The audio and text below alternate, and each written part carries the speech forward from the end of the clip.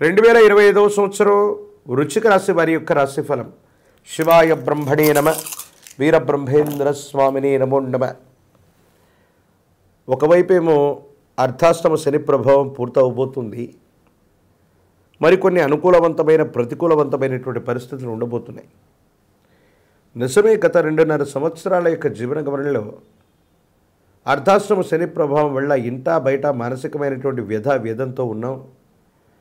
అంతా బాగుందని మనం అనుకోవటమే తప్ప అది వైవాహిక జీవితం అవ్వచ్చు, కుటుంబ జీవితం అవ్వచ్చు, భాగస్వామ్య వ్యాపారం అవ్వచ్చు.